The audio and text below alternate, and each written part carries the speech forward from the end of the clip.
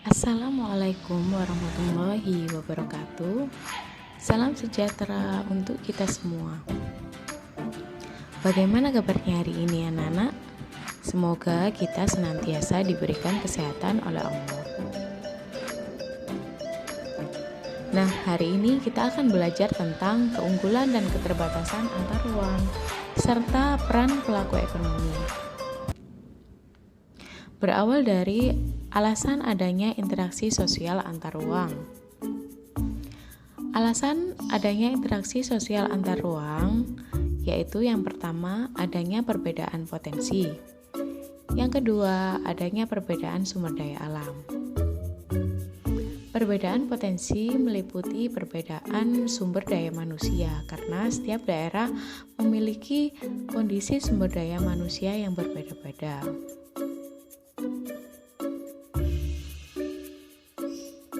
Apa saja sumber daya alam yang dimiliki oleh Indonesia? Kita tahu bahwa Indonesia adalah negara yang kaya akan alam, sumber daya alam, adat istiadat, dan lain sebagainya. Sumber daya alam yang dimiliki oleh Indonesia meliputi sumber daya laut, sumber daya hutan, sumber daya mineral, serta sumber daya tanah dan iklim.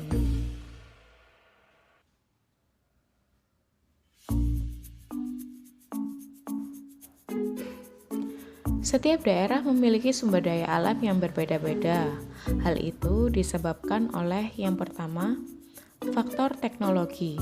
Karena setiap daerah memiliki sumber daya manusia yang berbeda, hal itu menyebabkan perkembangan teknologi yang berbeda di setiap daerah.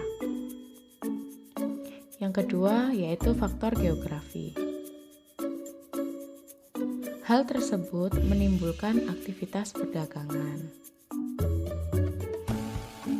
Aktivitas perdagangan meliputi produksi, distribusi, serta konsumsi. Ada yang masih ingat pengertian ketiga aktivitas perdagangan tersebut? Produksi adalah kegiatan untuk menghasilkan produk berupa barang atau jasa. Distribusi adalah kegiatan menyalurkan produk berupa barang atau jasa. Konsumsi adalah kegiatan menghabiskan nilai guna barang atau jasa. Ketiga aktivitas perdagangan tersebut tidak luput dari peran pelaku ekonomi. Apa sih pelaku ekonomi itu? Pelaku ekonomi adalah orang atau lembaga yang melakukan kegiatan ekonomi. Jenis-jenis pelaku ekonomi.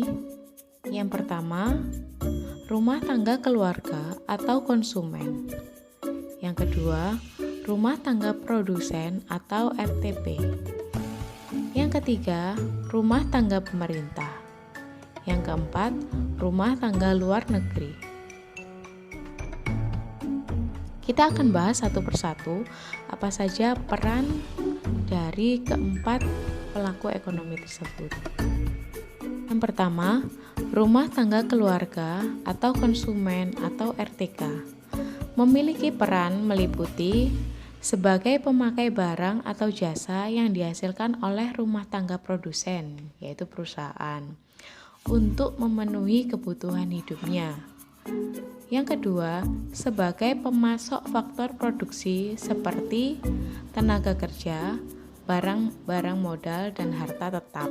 Harta tetap itu meliputi tanah pada perusahaan untuk diolah dalam kegiatan produksi. Yang kedua yaitu rumah tangga produsen atau RTP.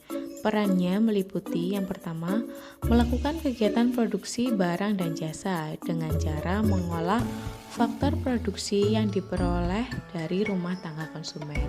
Jadi, setelah rumah tangga konsumen menyerahkan faktor-faktor produksi yang dimiliki, baik berupa tenaga kerja, modal, kemudian rumah tangga produsen melakukan kegiatan produksi. Peran yang kedua yaitu sebagai penjual hasil produksi kepada konsumen, pemerintah, dan masyarakat luar negeri.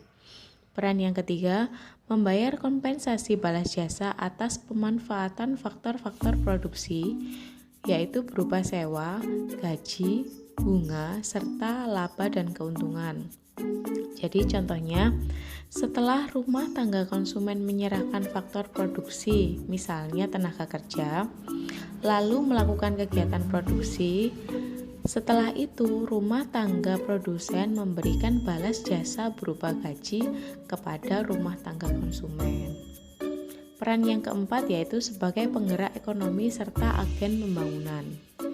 Yang kelima, mempunyai kewajiban membayar pajak kepada pemerintah. Yang ketiga ada rumah tangga pemerintah, memiliki peran meliputi 1. Menjaga stabilitas ekonomi dengan membuat dan menerapkan kebijakan-kebijakan ekonomi. 2. Menciptakan iklim sehat dan kondusif bagi dunia usaha dengan melakukan bimbingan, pengaturan, pengarahan, dan pengawasan dengan membuat peraturan dan perundang-undangan bersama dengan DPR yang berkaitan dengan perekonomian nasional. Ketiga, menyediakan prasarana produksi, contohnya jalan-jalan, listrik, bandara, dan lain sebagainya.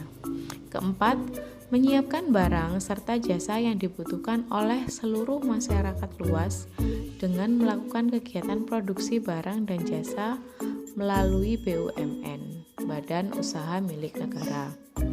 Dan yang terakhir, membelanjakan pendapatan negara untuk segala macam keperluan kebutuhan pemerintah, melakukan pengeluaran dengan membeli barang ataupun jasa yang bertujuan untuk meningkatkan fasilitas dan kepentingan umum. Yang keempat yaitu rumah tangga luar negeri. Sektor luar negeri terdiri atas rumah tangga, perusahaan, dan pemerintah di negara-negara di dunia. Rumah tangga luar negeri menciptakan terjadinya arus ekspor dan impor berupa barang dan jasa serta faktor-faktor produksi. Sekian pembelajaran hari ini. Jangan lupa selalu menjaga kesehatan dan selalu menaati protokol kesehatan. Wassalamualaikum warahmatullahi wabarakatuh. Selamat belajar.